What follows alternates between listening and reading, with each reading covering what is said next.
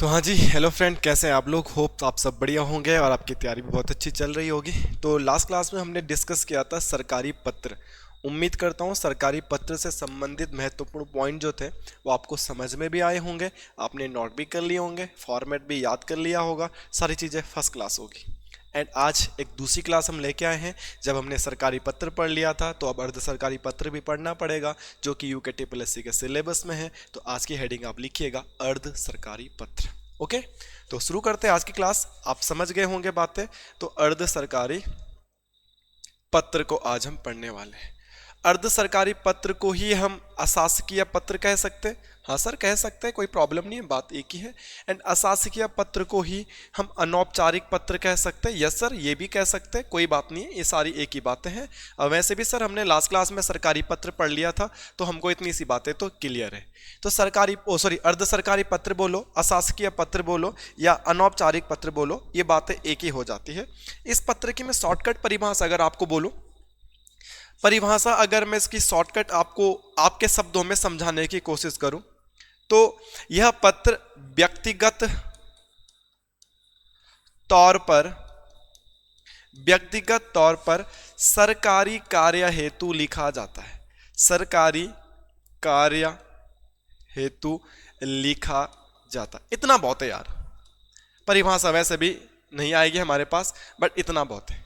क्या सरकारी पत्र में सर क्या था कि सरकारी पद पर बैठा हुआ व्यक्ति, सरकारी पद पर बैठे हुए व्यक्ति को सरकारी काम के लिए पत्र लिख रहा था, बट उस लिखे गए पत्र में पर्सनल बातें नहीं हो रही थी, मुद्दे टू मुद्दे की बात हो रही थी, फैक्ट टू फैक्ट की बात हो रही थी। याद है? यस सर, ये भी सेम वही पत्र है, बट इसमें व्यक्तिगत तौर पर लिखा जा रहा है। इस पत्र में भी सरकारी काम होता है, नो प्रॉब्लम, बट इस पत्र में मुद्दे के साथ साथ पर्सनल चैटिंग भी हो जाती है कि हाँ भाई ठीक हूं, मैं ठीक हूं, ओके, कैसा क्या हुआ, सजेशन दे दिए जाते हैं, सुझाव दे दिए जाते हैं इस पत्र में। जबकि वहां सजेशन सुझाव नहीं दिए जाते, वहां क्या था, फैक्ट टू फैक्ट बात थी, मुद्दे टू मुद्दे की बात थी। बट इस वाले पेपर में कैसी बातें हैं, इस वाले पेपर में, इस वाले लेटर में पर्सनल बातें भी हो रही है। ये पॉइंट आपको नोट करके याद करना है, बस यही तो है। क्या चेंजेस है, वहां मुद्दे टू मुद्दे बात थी, यहां पे व्यक्तिगत तौर की बात है। यहां पर निजी संबंधियों को भी ये पत्र लिखे जा सकते हैं जिनको हम जानते हैं, और यहां पर आत्मीय भाव से भी पत्र लिखे जाते हैं। आत्मीय भाव भी होता है, निजी संबंध भी होते हैं, हेलो हालचाल भी पूछा जाता है। वहां नहीं था, कुछ नहीं याद आ रहा है? पीछे वाले पन्ने को पलट लो यार, कल तो तुमने लिखा था, देख लो, यहां पे ये। तो अब तुम्हें पता चल गया होगा अर्ध सरकारी पत्र क्या है। अर्ध सरकारी पत्र वो पत्र जिनमें हम पर्सनल बातें कर लेते हैं, जिसमें आत्मीयता के साथ हम बातें कर लेते हैं, जिसमें हम हालचाल पूछ लेते हैं, जो सगे संबंधियों को भेजा जाता है, जो जान पहचान वालों को भेजा जाता है, उनको बोलते हैं अर्ध सरकारी पत्र। सरकारी पत्र जान पहचान वालों को नहीं भेजे जाते, काम के काम होती है। क्लियर होगा इतना तो? सर आगे चलते हैं। ये 4-5 चीजें हमें हर लेटर पैड में पता होनी चाहिए। कल भी हमने पढ़ी थी सरकारी पत्र में, आज भी इसे पढ़ लेते हैं। अर्ध सरकारी पत्र का उद्गम या स्रोत क्या है, गंतव्य या लक्ष्य क्या है, संचालन क्या है, भाषा क्या है, भाषा शैली क्या है, कल भी आपने पढ़ा था, आपको तो पूरा का पूरा पता ही है। तो इसका उद्गम या स्रोत क्या होता है? उद्गम या स्रोत इसका होता है पदाधिकारी। पदाधिकारी बोले तो पद पर बैठा हुआ अधिकारी, और इसका गंतव्य भी क्या होता है? इसका गंतव्य पदाधिकारी होता है। पदाधिकारी का मतलब क्या होता है? पद पर बैठा हुआ अधिकारी। पद नहीं होता, पद पर बैठा हुआ अधिकारी, क्योंकि उस पद पर बैठा हुआ अधिकारी और दूसरे पद पर बैठा हुआ अधिकारी एक दूसरे को जानते हैं, तभी तो इनमें आत्मीय भाव होता है, तभी तो इनमें निजी संबंध होते हैं, तभी तो ये जान पहचान वालों को लिखा जाता है। ये दोनों के दोनों लोग एक दूसरे को जानते हैं, जब एक दूसरे को जानते हैं तभी तो आत्मीय भाव आता है, बिना जाने कैसे आ सकता है? जब एक दूसरे को जानते हैं तभी तो निजी संबंध वाली बातें होती है, अदरवाइज कैसे हो सकती है? ये समझो बातों को। इसमें पद नहीं होता, पदाधिकारी होता। संचालन, तो संचालन तो वही होगा भाई। संचालन कैसे भाई? द्विआयामी होगा सर। द्विआयामी का मतलब क्या होता है सर? कि अगर यार ये इसको लेटर लिख रहा तो ये भी इसको लेटर लिखेगा, तो द्विआयामी संचालन होता है, एक तरफा नहीं होता है। भाषा क्या होती है इसमें सर? भाषा जो होती है वो अनौपचारिक भाषा होती है। अनौपचारिक भाषा का मतलब क्या होता है? इसमें निजी संबंध वाली बातें होती हैं, इसमें पर्सनल बातें हो जाती है, इसमें सुझाव भी दे दिए जाते हैं, सजेशन दे दिए जाते हैं, और इसमें गोपनीयता भी रखा जाता है, गोपनीयता भी होती है। गोपनीयता का मतलब क्या है? हम एक दूसरे को जानते हैं तो कुछ पर्सनल मैटर वाली बातें हम बता रहे होंगे कि और किसी को नहीं बताया जाता।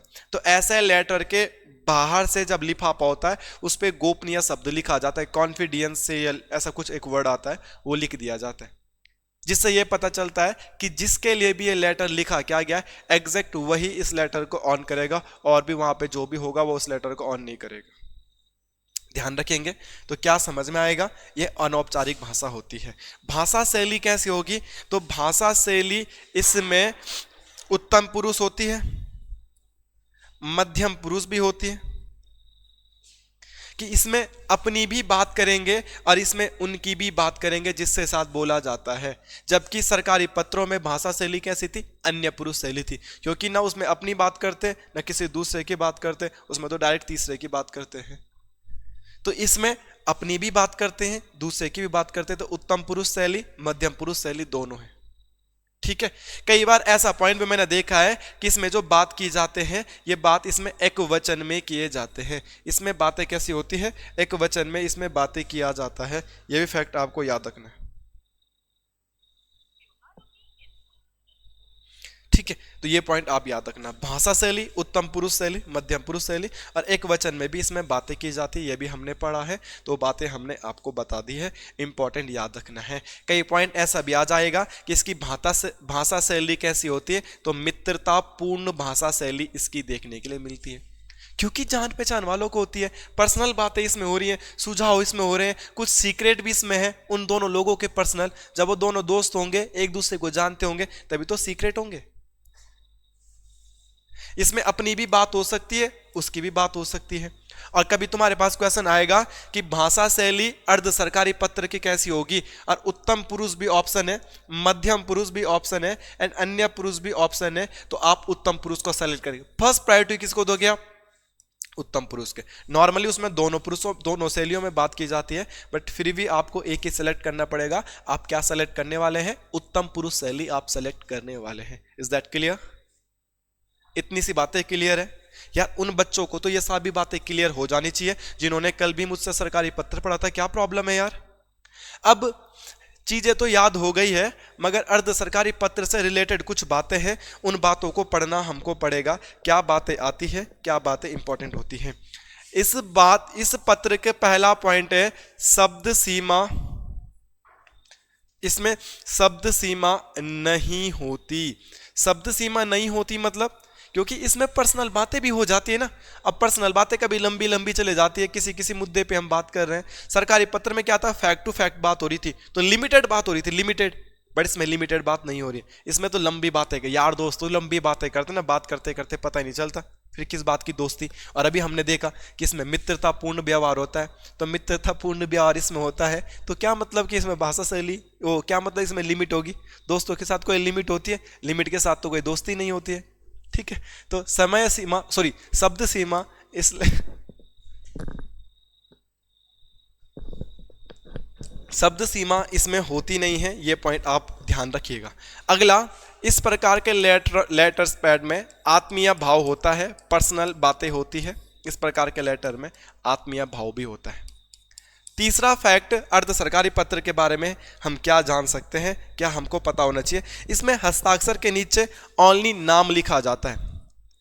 ऐसा कौन सा पत्र है जहां पर हस्ताक्षर के नीचे ओनली नाम लिखा जाता है? ओनली नाम लिखा जाता है, यह भी ध्यान रखना, पद नाम नहीं। जहां पे मैं सिग्नेचर करूंगा वहां पे मैं अपनी पोस्ट का नाम नहीं लिखूंगा, क्योंकि वो मेरा दोस्त है, मित्रतापूर्ण व्यवहार है, वहां पे हम पर्सनल बातें कर रहे हैं। ध्यान रखना, वहां पे पद का नाम नहीं लिखेंगे, ओनली ऑन अपना नाम लिख देंगे, क्योंकि वो मुझे तो जानता ही है, पर्सनल बातें तो हम कर ही रहे हैं।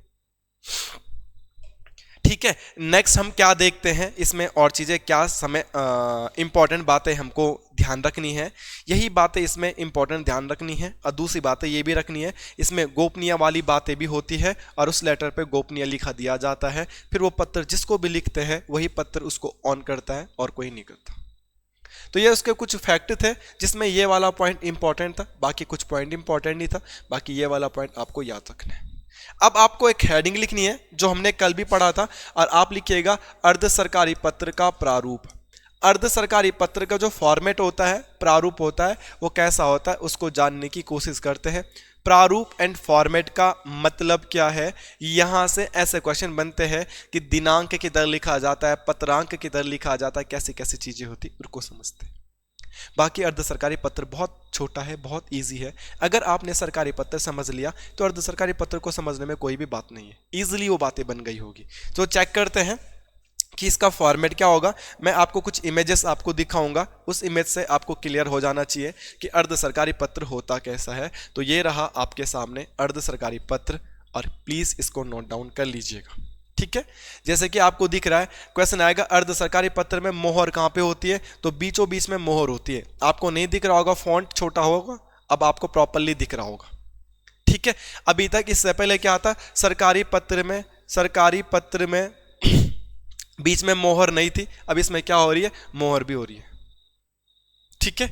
देखो सचिव का नाम लिखा है का खा गा गा, बाकी कुछ भी नहीं लिखा है अर्ध सरकारी पत्र में, फालतू की चीजें कुछ नहीं लिखी है, क्योंकि यहां पे हम जानते हैं जिसको पत्र लिख रहे हैं सीधा लिख रहे हैं, ठीक है। और यहां पे देखो इधर अर्ध सरकारी पत्र का पत्र संख्या आ गई, और उसी के नीचे क्या लिख दिया है, एड्रेस लिख दिया है। पहले एड्रेस कहां लिखा जा रहा था आपने देखा, यहाँ पे देखो एड्रेस कहाँ पे लिखा जा रहा है, वहां अनुभाग कहाँ लिखा जाता है आपने देखा, विषय के नीचे यहाँ पे देखो अनुभाग कहाँ लिखा जा रहा है, यहाँ पे डेट कहाँ पे लिखी जा रही है, प्लेस कहाँ पे लिखा जा रहा है। इसका फॉर्मेट सरकारी पत्र के फॉर्मेट से बिल्कुल चेंज है, इसका फॉर्मेट सरकारी पत्र के फॉर्मेट से बिल्कुल चेंज है, आप इस बात को समझिएगा, ठीक है।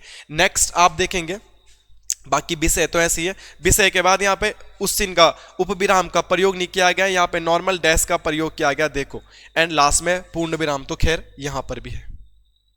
दूसरी बात, इसमें भी सेम वही फैक्ट है, नंबर 1 नहीं लिखा गया है, ओनली ऑन डायरेक्ट क्या लिखा गया है, नंबर 2 लिखा गया है, नंबर 1 पॉइंट नहीं लिखा गया है, नंबर 1 पॉइंट नहीं लिखा जाएगा, सीधा नंबर 2 पॉइंट की बात की गई है। आप ये फैक्ट भी याद रख सकते हैं, ठीक है।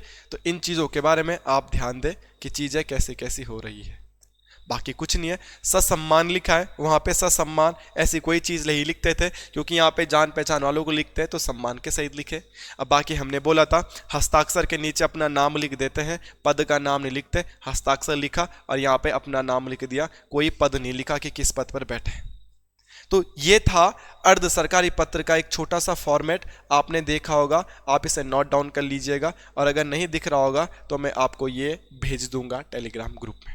बाकी देखो ये पॉइंट इंपॉर्टेंट है, अगर पेपर में आएगा तो लिखना नहीं है तुमने अर्ध सरकारी पत्र, यही तो पूछा जाएगा डेट किधर लिखा जाता है, अनुभाग किधर लिखा जाता है, और इसके अलावा कुछ नहीं। दूसरा देखते हैं क्या पॉइंट हो सकता है, अगर मैं तुम्हें दूसरा चीजें बताऊं तो दूसरी चीज क्या है वो देखिएगा। प्रॉपरली जो अर्ध सरकारी पत्र लिखा गया है उसी अर्ध सरकारी पत्र को मैं तुम्हें बताने की कोशिश करता हूं। ये प्रॉपरली ये अर्ध सरकारी पत्र का एक फॉर्मेट आपको देखने के लिए मिल रहा होगा। देखो नाम यहाँ पे है, स्टार्टिंग में तो पद का नाम लिखा है, और जो लास्ट में हस्ताक्षर किए है, हस्ताक्षर के नीचे कोई भी पद का नाम नहीं लिखा है, आप इस बात को ध्यान में दें, हस्ताक्षर के नीचे पद का नाम नहीं लिखा है, ओनली नाम लिखा है। अर्ध सरकारी पत्र का ये वाला पॉइंट इंपॉर्टेंट है, ये वाला पॉइंट आप इंपॉर्टेंट करके याद करेंगे, विभाग, अनुभाग, दिनांक एंड स्थान, इन चीजों को याद रखेंगे। अगर क्वेश्चन एग्जाम में बनेगा तो यहीं से बनेगा, बाकी चीजें नहीं पूछी जाएंगी, और इन सब का आंसर क्या होगा, ऊपर दाईं तरफ। देखो ये अगर फॉर्मेट है और कहाँ पे लिख रही है सारी चीजें, यहाँ पे, तो ऊपर दाईं तरफ ही इसका सही आंसर होगा। बाकी नॉर्मल विषय लिखा और विषय के बाद ये चीजें लिखी।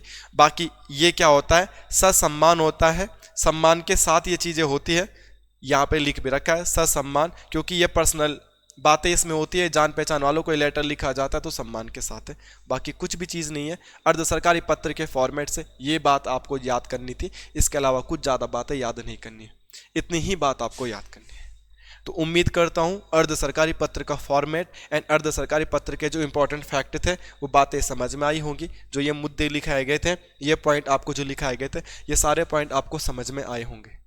ठीक है, तो मिलते हैं आपको एक नेक्स्ट क्लास में। तब तक सरकारी पत्र एंड अर्ध सरकारी पत्रों को दोनों फॉर्मेट एक सामने बनाओ, दोनों के पॉइंट एक सामने लिखो और दोनों में अंतर देखो। अगर ऐसा आप करोगे, टाइम जरूर लगेगा बट चीज़ें परमानेंट एंड हमेशा के लिए याद हो जाएगी। तो मिलते हैं आपको एक नेक्स्ट क्लास में, तब तक इन चीज़ों का रिवाइज करिएगा। धन्यवाद।